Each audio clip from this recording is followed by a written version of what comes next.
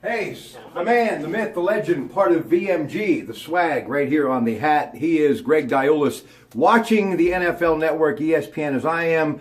It's round two, now into the third round of the draft, the first selection to the Browns, and it was Larry Ogunjobi, a defensive tackle out of Charlotte. Greg, just observations of the second round. Before we talk about the Steelers picking up Juju Smith, a wide receiver with a whole lot of upside out of USC, and I know Lynn Swann, an alum of USC, has got to be happy about that. Just, I must tell you, the Cleveland Browns, it's the Midas touch. They even got Deshaun Kaiser, who could turn out to be a franchise quarterback out of Notre Dame in the second round. So the Browns had a lot of picks, and they made it happen. Yeah, it's interesting, Rob. I mean, there's a kid that a lot of people thought, could be a top 10, top 15 type pick. He was one of the, at one point in time, one of the higher of the quarterbacks, and to be able to grab him midway or late through the second round, that's almost a steal for the Browns when they were able to add in the other guys that they've already gotten, the big pass rusher, big tight end to add into the mix. So they have to be really pleased with what they've done so far.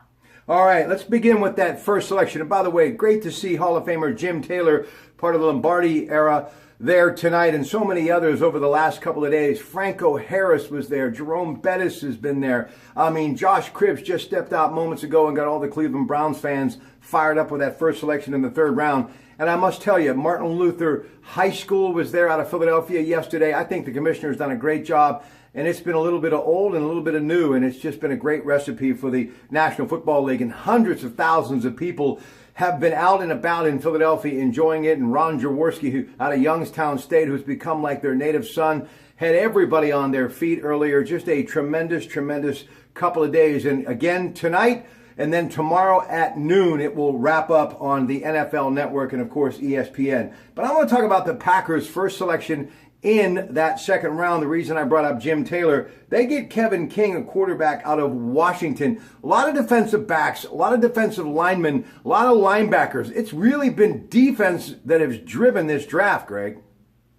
Absolutely, you're right. As we talked about last night, a ton of cornerbacks, a couple of safeties, and defensive, pass rush type guys that have really been at a premium.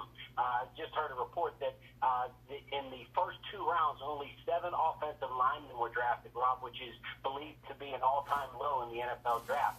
Now, obviously, it's just not a position of strength in this year's draft, but that's really very unusual. But that's why if nobody's picking offensive linemen, there's not a lot of other spots, and that's why it's really been a very, very defensive-heavy draft.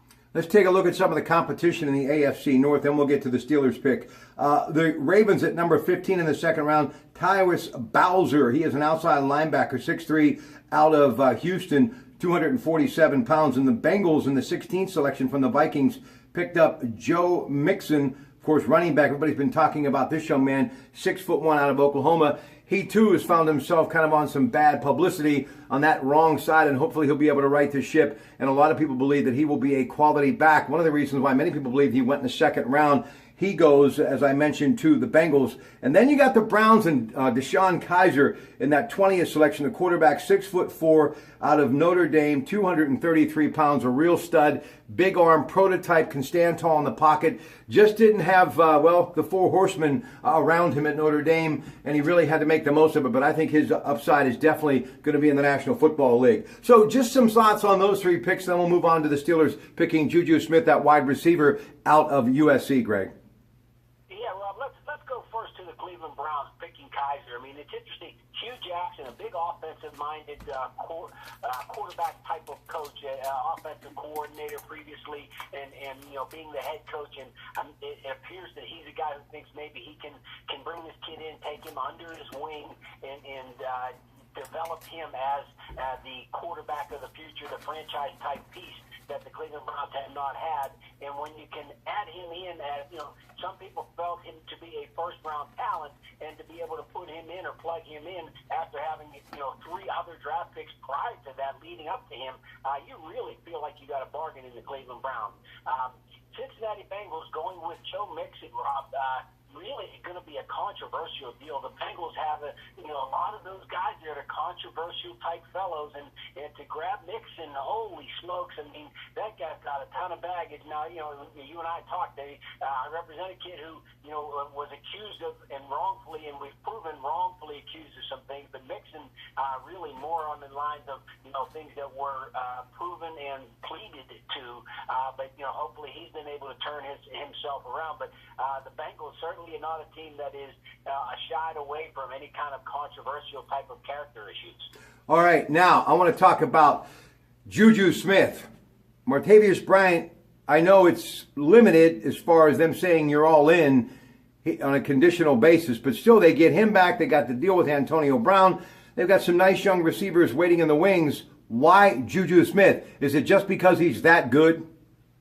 It has to be, Rob. I mean, now all of a sudden the Steelers went from a position of weakness to being very wide receiver heavy. I mean, you look at that list of guys with AB, with Bryant, with 14.